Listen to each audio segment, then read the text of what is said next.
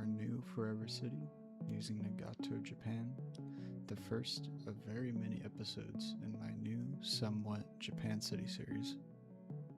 Here I'm showing some Google Earth images of real life Nagato and some of what we'll be using as inspiration. This build doesn't really follow any real life infrastructure in particular, but we will be looking at lots of pictures to set the vibe of the city. When I build cities, especially at this scale and reference, I like to really research and dive into what makes it work as a city and how it leads up to becoming what it is functioning as it is now in the world. Nagato, at its core, served as a vital strategic gateway for trade and military defense between the Japanese mainland and the rest of Asia. The region is defined by these very rugged mountainous terrain that almost drops directly into the sea. This kind of leads to all these flatlands that become very premium, and people generally can't build these massive sprawling layouts as Western countries do during the same time period. So these towns had to be tightly tucked into river valleys and small coastal strips, which we are building on right now. Economically, Nagato's identity was entirely tied to the sea. Coastal towns like Sensaki became famous centuries ago as major hubs for the traditional fishing and whaling industries, and later on, this maritime focus naturally evolved into heavy industrial shipping ports and manufacturing hubs, connecting the region's resource-rich mountains to the global trade network. Now, we kind of have to look at topography as a constraint when we make these cities. We have to completely throw out the Western grids. The historical reality of Nagato means forcing ourselves to build along these natural contours and topography. When you look at most Japanese rural towns, or just cities in general, you can see that they are heavily influenced by rail networks, and they almost seem embedded in every single town, which is why we're making it the center point of this fishing town in specific. When we think of Western culture, these cities were and are built for cars, but post World War II Japan is almost exactly the opposite. Japan's government and private companies built these massive rail lines deep into the countryside and then built the entire towns around these stations essentially. Because of this transit-oriented development, most of our cities will sprout up along these rail lines, and we'll see this take effect as we continue playing in later episodes. In city skylines, this generally means that all of our train stations will be directly tied to medium and high density housing, and this will slowly fade out into the classic Japan rural look as it spreads out. Generally, when I build cities, I really like to spread out my services and almost create their entire own ecosystems, supporting them away from the direct center of these towns. Starting to finally set the base services for our town. This will include our ambulance, firehouse, police station, and general amenities.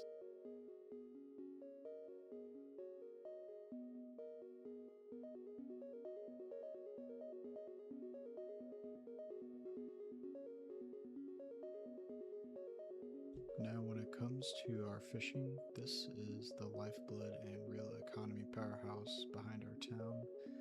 These fishing ports and harbors are generally encased with seawall barriers and tetrapods to protect them from typhoons and storm surges. And about the structure of our port, these usually house the fishing markets, sometimes local shrines and other amenities.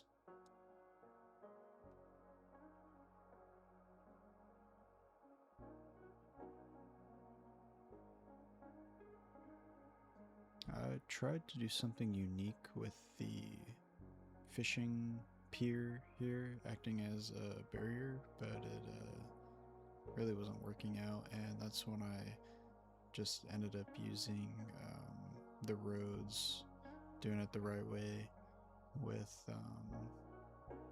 the key walls, which ended up looking better in my opinion anyway.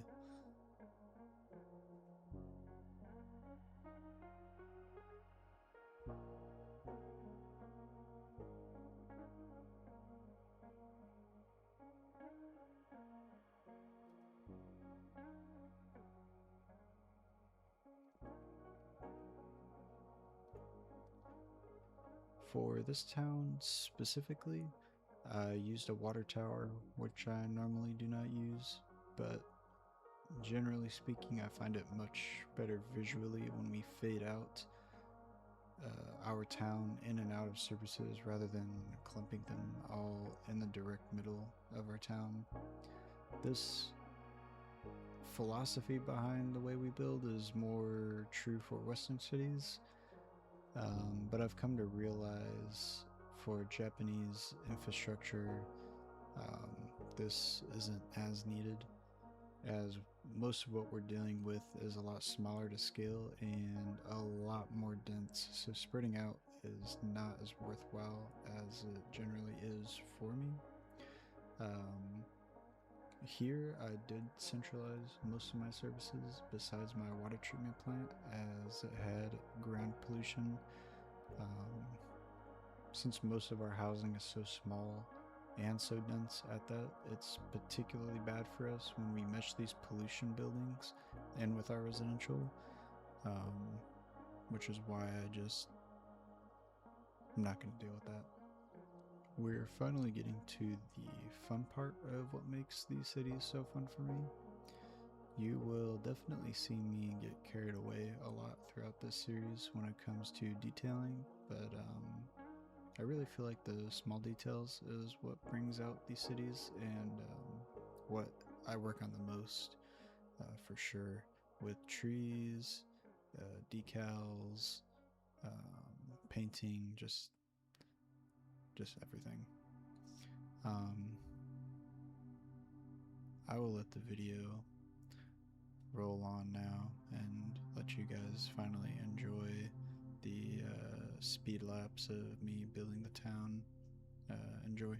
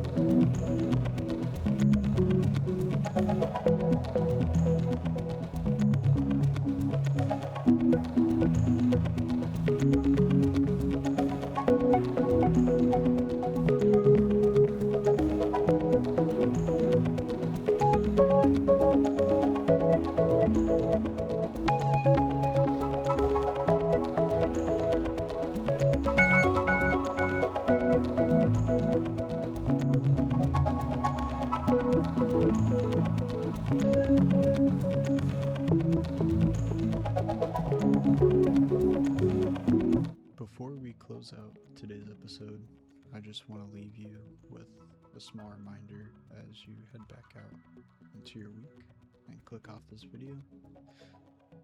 Life can get incredibly busy, and things rarely go exactly according to plan, whether we're building a city here on screen or just navigating our own lives. But whatever you are facing right now, just remember to be kind to yourself and keep trying your best. Your best doesn't have to look perfect, it just has to be yours. Let's look out for one another, take care of each other, and remember that we're all human and in the same boat. Thank you for spending your time with me. If you got this far into the video, take care. Somewhat Penguin. We'll see you in Somewhat City another somewhat time.